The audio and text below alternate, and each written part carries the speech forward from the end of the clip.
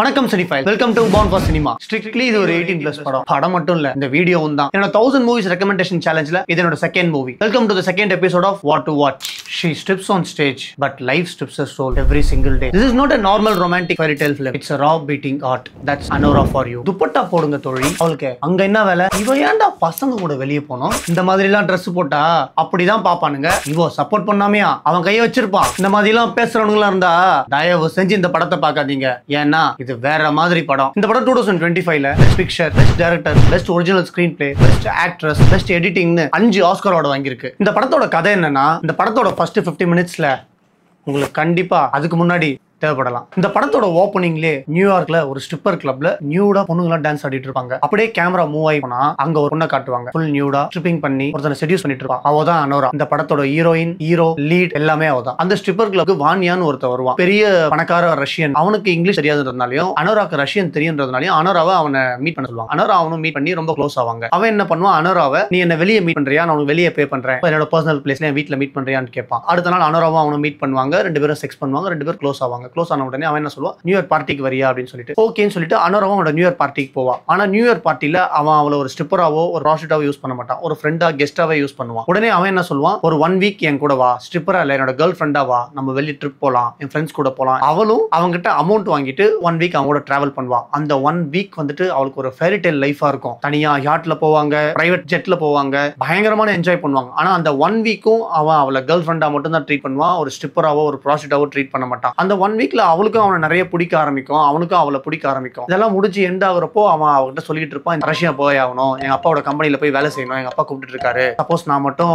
அமெரிக்கால ஒரு பொண்ணை கல்யாணம் பண்ணிட்டா இங்கே செட்டில் ஆயிடலாம் அப்படின்னு சடனா நான் உன்னே கல்யாணம் பண்ணிக்கிறேன் அப்படின்னு சொல்லிடுவான் அது எப்படி நீ என்ன பண்ண முடியாது என்னால பண்ண முடியாது அப்படின்றப்போ உடனே என்ன பண்ணுவான் சீரியஸா சொல்ல ஆரம்பிச்சிருவான் நான் உன்னை கல்யாணம் பண்ணிக்கிறேன் உன்னை கல்யாணம் பண்ணிக்கிறேன் நானும் இங்கே இருக்கலாம் எனக்கும் உன்னை ரொம்ப பிடிச்சிருக்கு உனக்கு என்ன பிடிக்குது இல்ல அப்படின்னு கேட்டவனே அவளுக்கும் ஒரு ஆசை வரும் நமக்கு இப்படிப்பட்ட ஒரு லைஃப்ல இருக்கும் சப்போஸ் இவனை கல்யாணம் பண்ணா நம்ம லைஃபே சேஞ்ச் ஆயிடும் இந்த மாதிரி ஒரு கிளப்ல வேலை செய்யறது நமக்கு தேவையில்லை அவனை கல்யாணம் பண்ண ஒத்துக்குவா அவங்க வீகாஸ்ல இருப்பாங்க அப்போ இமிடியேட்டா ஒரு சர்ச்ல போயிட்டு உடனே கல்யாணத்தை முடிச்சுட்டு அவளோட லைஃபே சூப்பரா மாறும் இதோட படம் முடியுது அப்படின்னு நீங்க நினைச்சீங்கன்னா இல்ல இதுக்கு அப்புறமா தான் இந்த படத்தோட கதையே ஆரம்பிக்கும் உண்மையிலேயே அந்த வாணியான்றவன் யார் பெரிய பணக்காரனா இல்ல ஒரு ட்ரக் டீலரா இல்ல ஒரு கேங்ஸ்டர் ஃபேமிலியா இல்ல இவளை கல்யாணம் பண்ணி கூட்டு போய் அவன் என்ன பண்ண போறான் உண்மையிலேயே அனோரா ஆசைப்பட்ட அந்த ஃபேரி டேல் லைஃப் அவளுக்கு கிடைச்சிச்சா அவளுக்கு என்ன நடந்துச்சுன்னு தெரிஞ்சுக்கணும்னா வாட்ச் த ஃபக்கிங் ஃபிலிம் இதான் இந்த படத்தோட கதை இதுக்கப்புறமா இந்த வீடியோல வரப்போறதுல ஸ்பாயிலர்ஸ் இருக்கும் இந்த படத்துல இருந்து எனக்கு பிடிச்ச சில சீன்ஸும் இல்ல இந்த படத்தை ஹேண்டில் பண்ணதுல எனக்கு பிடிச்சதையும் இதுக்கப்புறம் நான் சொல்றேன் இது வரைக்கும் நம்ம பார்த்த ஒரு லவ் ஃபேரி டேல் மூவிஸ்லயே இது ஒரு டிஃபரெண்டான அட்டெம்ப்ட் அந்த அட்டெம்ப்டே எனக்கு ரொம்ப பிடிச்சிருந்துச்சு இந்த படத்துல அனோராவும் வான்யாவும் கல்யாணம் பண்ணலாம் டிசைன் பண்ணிட்டு அந்த கல்யாணம் பண்ற சீன் வந்துட்டு ரொம்ப சூப்பரா இருக்கும் சடனா போவாங்க காஸ்டியூம்லாம் ரெடி பண்ண மாட்டாங்க சும்மா ஷார்ட்ஸ் ஒரு பிளேசர் ஒன்று போட்டுக்கின்னு அவ்வளோதான் ட்ரெஸ்ல போயிட்டு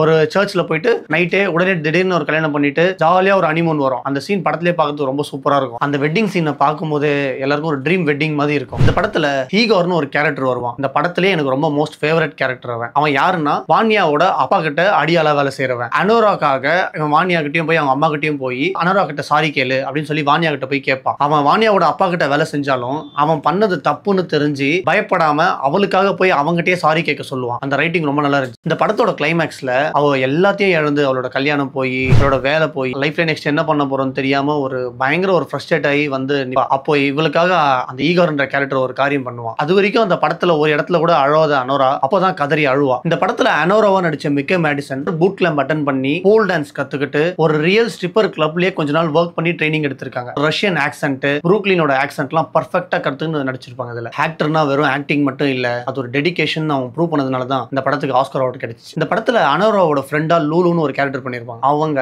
உண்மையிலேயே ஒரு ஸ்ட்ரிப்பர் இந்த படத்துக்காக ரிசர்ச் பண்றதுக்காக சீன் பேக்கர் வந்து புரூக்லின் ஸ்ட்ரிப்பர் கிளப்லாம் போறப்போ அங்க மீட் பண்ணி அவங்களோட லைஃப்ல இருந்து நிறைய ஸ்டோரி இந்த படத்துல ஆட் பண்ணி அவங்களே இந்த படத்துல நடிக்க வச்சிருப்பாரு இந்த படம் ஷூட் பண்றப்போ டைரக்டர் சீன் பேக்கர் வந்துட்டு நிறைய சீன்ஸ் வந்து ஆக்டர்ஸ்க்கு இம்ப்ரோவைஸ் பண்ண அலோ பண்ணுவாராம் சோ அதனாலேயே இந்த படத்துல வர நிறைய சீன்ஸ்லாம் ஒரு ஆக்ட் பண்ண மாதிரியே தெரியாது அப்படியே ரியலிஸ்டிக்கா இருந்த மாதிரியே தெரியும் ஏன்னா அவங்க ஆக்ட் பண்றப்போ அவங்களா அவங்களோட இன்புட்டை போட்டு ஆக்டிங் பண்ணிருப்பாங்க இந்த படத்துல வான்யாவா நடிச்ச கேரக்டர் அவன் ஆடிஷன் டேப்ல வந்துட்டு ஒரு நியூட் சீனை பெர்ஃபார்ம் பண்ணி அனுப்பியிருக்கான் அனுப்பும்போது தைரியமா அனுப்பிட்டான் ஆனா அனுப்புனதுக்கு அப்புறமா அந்த சீனை பார்த்து எங்க நமக்கு சான்ஸ் கிடைக்காதுன்னு நினைச்சு பயந்துருக்கான் ஆனா அவனோட கமிட்மெண்ட்டுக்காக அவனுக்கு அந்த கேரக்டர் கிடைச்சிருக்கு இந்த படத்துல நிறைய இன்டிமேட் சீன்ஸ் வர்றதுனால ஆக்டர்ஸ்லாம் கொஞ்சம் ஃப்ரீயா ஃபீல் பண்ணணும் ஒரு கம்ஃபர்டபுளா ஃபீல் ஃபீல் பண்ணணும்ன்றதுக்காக டைரக்டரும் அவங்க ஒய்ஃபும் அந்த பொசிஷன்ஸ் எல்லாம் அந்த செக்ஸ் சீன்ஸ் எல்லாம் வந்துட்டு அவங்களே லைவா டெமான்ஸ்ட்ரேட் பண்ணி காட்டியிருக்காங்க. நியூடா இல்ல, ட்ரெஸ் போட்டு தான். இந்த படத்துக்கு சீன் பேக்கர் டைரக்டர் மட்டும் இல்ல, எடிட்டரும் அவர் தான். ஸோ 2 அவார்டும் அவருக்கு தான். இந்த படத்தோட ஓப்பனிங் டைட்டில் கார்டு சீன்ல வந்துட்டு